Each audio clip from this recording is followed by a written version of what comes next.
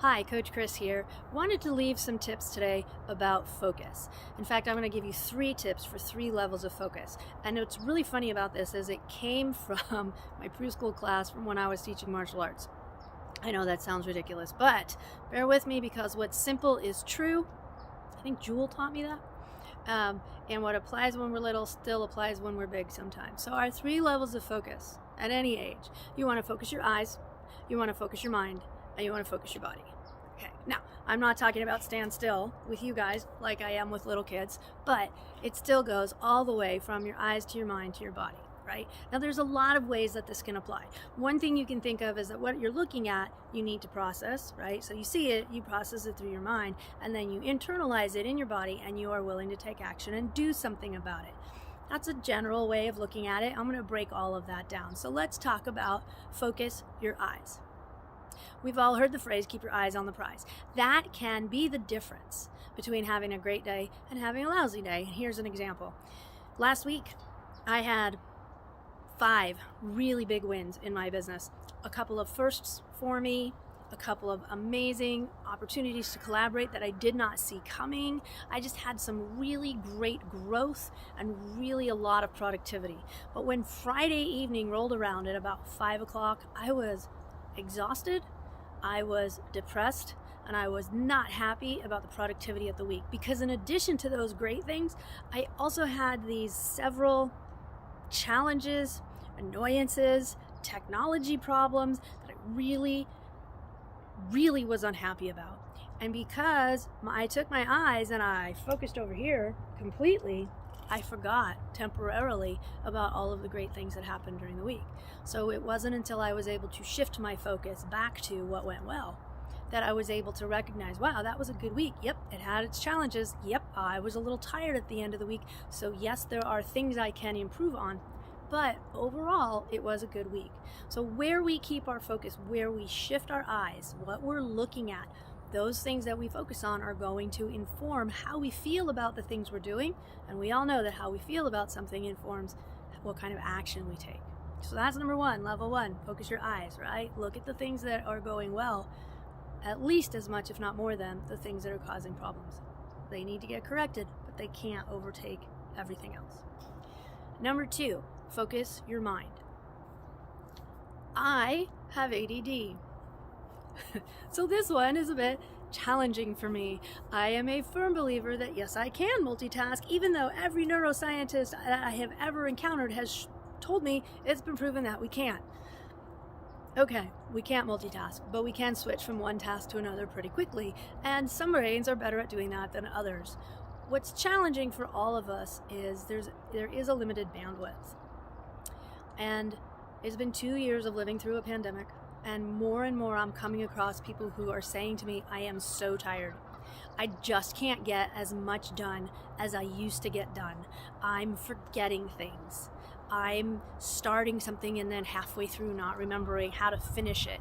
Everybody is feeling the wear and tear of this, and it's a lot. And the reason that we're feeling it is because it is nonstop background noise. That's not an excuse, it's just the truth. There is nonstop background noise, and there are things that every single one of us have to take into consideration every day because we're living through a pandemic. For some people, it's a lot more stressful than others. If you're a doctor or a nurse and you are on the front lines dealing with people, you've got all this emotional stress and all of this physical fatigue and so many things that the rest of us don't have to deal with. If you're a parent and you have children in school right now, my guess is you're getting somewhere between 1 and a dozen emails a day trying to tell you what's going on and whether or not someone in class or on campus or across the street at the park had COVID and may or may not have come in contact with your kid, right? It's constantly changing what the rules are. In an effort to give you enough information, there is just information overload. And if you're not in one of those 2 highly stressful categories already, you still have to deal with what's happening in the world around you. We're in a surge. We have to be more careful. We're not in a surge. We get to relax. Do I have to wear a mask? Did I bring my mask? Is it the right kind of mask? Right? It's a lot. And that noise is always there. And then you take on top of that all the other noise that happens in our lives, the kids who need this, and the spouse that needs that, and the boss that needs this, and the client that needs that. And oh yeah, I thought I wanted to read that book, but it's just noisy. And so we need to have a way that we can focus our mind, where we can quiet down that noise, and we can take a breath, and we can hear the silence and the birds, sometimes the geese, but not always, right? We want to be able to have those moments of space so that we can focus and we have an opportunity to be creative. What I've noticed in the last several weeks is when I go to meditate, my brain gets inspired. It like turns on and it's all this great, fantastic, I need to write that stuff down. It's not a great meditation, but what it made me realize after it happened a few times was I need two things. I don't just need meditation, but I need time to be creative.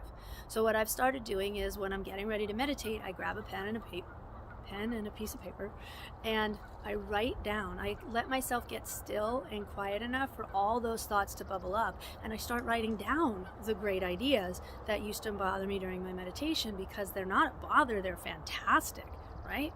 So I write them down. I give myself some creative time. Don't have to do anything with them, but I got to get them out.